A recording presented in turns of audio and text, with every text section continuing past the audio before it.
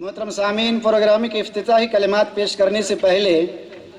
ہمارے اسٹیج کے جو مہمانان خصوصی ہیں ان کو دعوت دینا چاہوں گا کہ آپ برائے کرم اسٹیج پہ تشریف لائیں اور اسٹیج کو رونق بخشیں۔ سب سے پہلے نام ان میں سے نذیر احمد، صدر مسجد التوحید فل کیری کارکالہ بائی پاس۔ اسی طرح ہمارے اسٹیج کے دوسرے مہمان خصوصی عاطف حسین، صدر ضلع جمعیت اہل حدیث اڑپی، آپ اسٹیج پہ تشریف لائیں اور اسٹیج کو رونق بخشیں۔ محترم سامعین، آج کا جو یہ پروگرام ہے ضلع جمعیت اہل حدیث اڑپی کے زیر اہتمام مسجد التوحید فل کیری بائی پاس کی جانب سے ایک چھوٹی سی کوشش ہے جو کہ اللہ رب العالمین کے فضل و کرم کے بعد آپ تمام حضرات کی نیک نیتی اور کوششوں سے ممکن ہو پایا ہے۔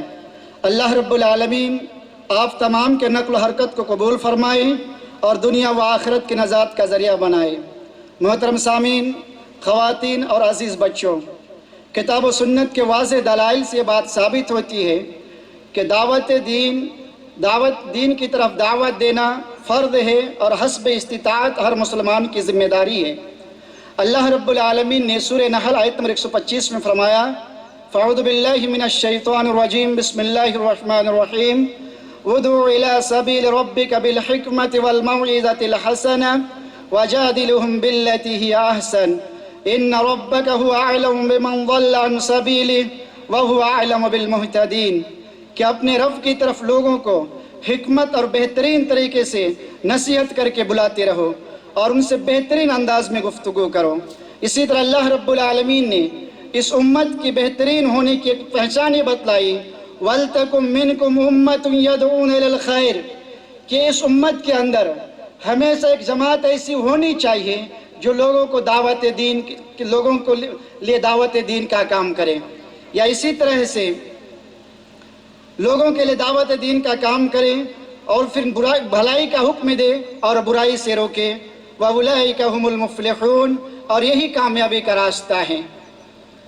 محترم سامعین، ویسے تو لوگوں کی تعداد کم ہے، لیکن لوگ جو بھی آئے ہوئے ہیں بیٹھ کر کے نسق کو آگے بڑھانے کی کوشش کریں۔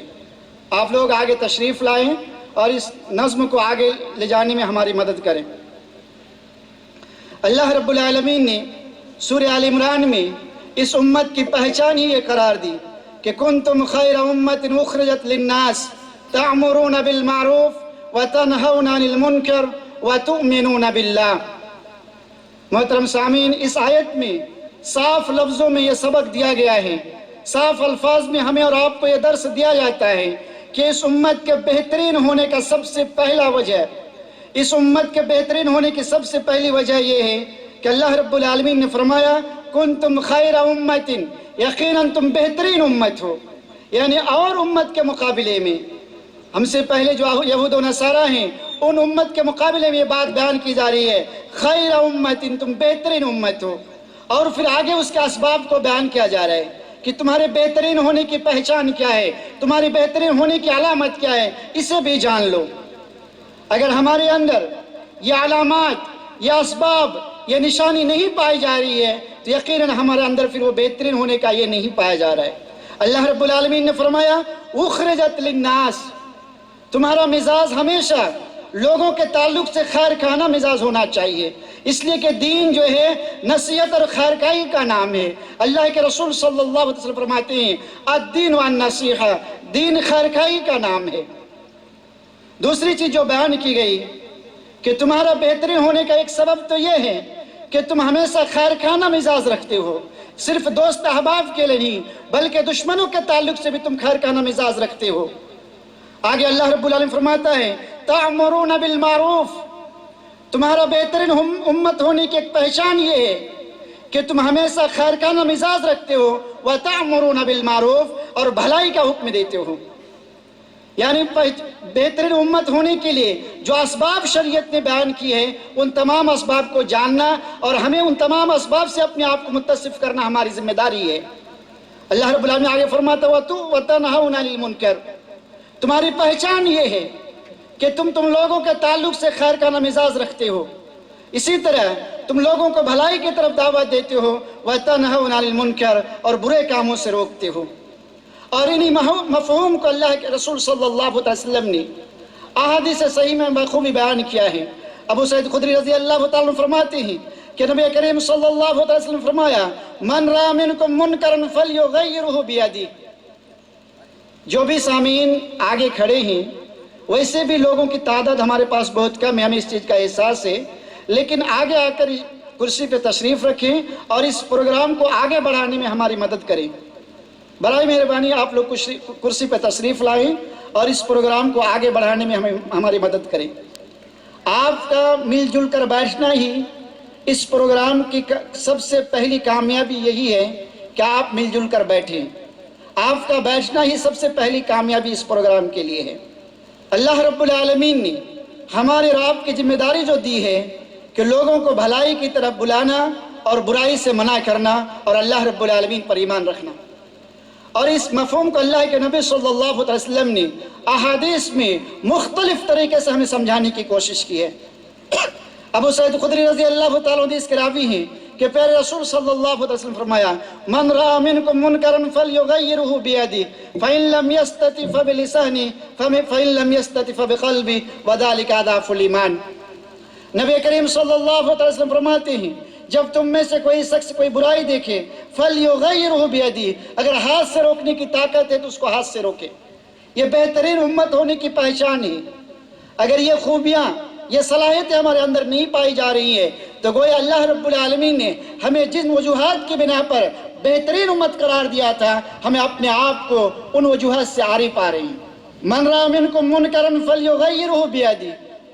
तुम में से जो शख्स किसी बुराई को देखे उसे हाथ से रोकने की कोशिश करे। फ़इन लम यस्तति फबिलिसानी, अगर हाथ से रोकने की ताकत ना हो, माहौल उस वक्त तक आपका साथ ना देता हो, तो आप जुबान से मना करें, कम से कम जुबान से उस चीज़ का इनकार करें। अगर इस चीज़ की भी गुंजाइश ना हो, फ़इन लम यस्तति फबिक़ल्बिही वज़ालिका अज़अफ़ुल ईमान, तो कम से कम दिल से ज़रूर बुरा जाने। और ईमान का ये सबसे कम तरीन दर्जा है, सबसे कम निचला दर्जा है, इसके बाद फिर ईमान का दर्जा नहीं रहता है। इसलिए कि दिलों का इख्तियार जो है किसी आपके अलावा आपके दिल पर किसी और का इख्तियार नहीं हो सकता है। आप अगर किसी चीज़ से नफरत कर रहे हैं तो कोई इस चीज़ से आपको नहीं रोक सकता है। हाथ से रोकने के लिए माहौल का साथ होना आपके लिए ज़रूरी है, ज़ुबान से रोकने के लिए माहौल का साथ होना आपके लिए ज़रूरी है, लेकिन दिल से बुरा जानने के लिए इन तमाम चीज़ों की ज़रूरत नहीं है। और ईमान का तकाज़ा ये कह रहा है, अगर हम और आप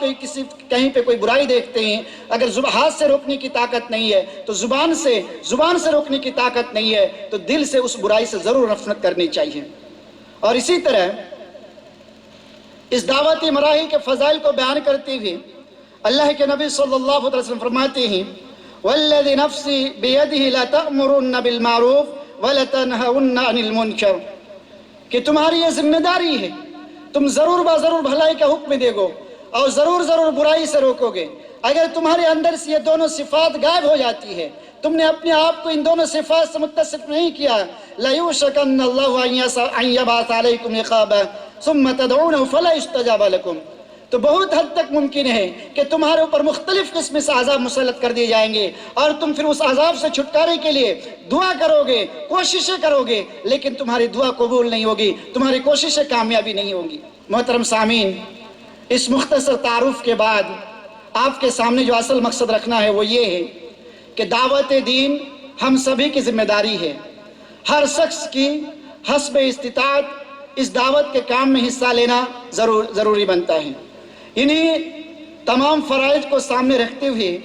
आज का जो ये प्रोग्राम है मस्जिद अल तौहीद फुलकरी की जानिब से, जो कि जली जमीयत अहले हदीस उडुपी के मातहत में हो रहा है, कोशिश ये है कि हमारी जो दावत दीन के ताल्लुक़ से जो भी जिम्मेदारी बनती है उन जिम्मेदारी को अदा करने की मुख्तलिफ़ कोशिशों में से मस्जिद अल तौहीद फुलकरी जो है मुख्तलिफ़ तरीके से उन कोशिशों को, उन फ़राइज़ को अंजाम देने की कोशिश करता है। मिसाल के तौर पर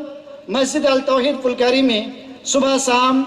कुरान व हदीस और सीरत के दुरुस का इंतज़ाम किया जाता है।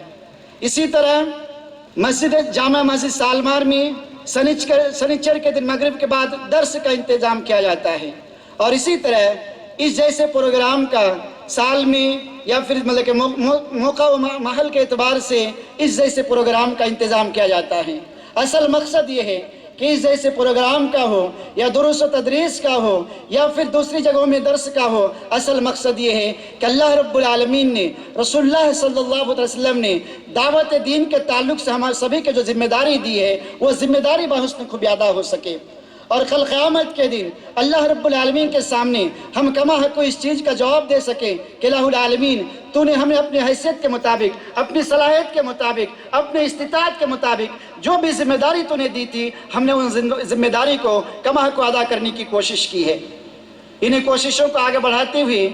آج کے جو پہلے مقرر ہیں، پہلے خطیب ہیں، بہت ہی بہترین انداز ہیں اور بہت ہی لب و لہجے کے بہترین لب و لہجے کے مالک ہیں، شیخ آصف جامی حفظہ اللہ، جو کہ مسجد عثمان بن عفان کے امام و خطیب ہیں اور بہترین لب و لہجے کے مالک ہیں۔ آپ کے سامنے اردو زبان میں بیان کریں گے۔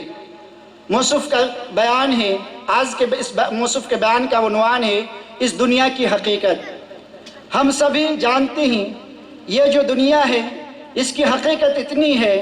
کہ یہ چند روزہ کی زندگی ہے، اور اس دنیا کی جو زندگی ہے اس کا اصل مقصد یہ ہے کہ ہمیں اور آپ کو بعد کے جو مراحل ہیں، چاہے قبر کے مراحل جس کو عالم برزخ کہا جاتا ہے یا حشر کا میدان ہو، ان تمام مراحل میں کامیابی کے لیے ہمیں اس دنیاوی زندگی میں کوشش کرنی ہے۔ شیخ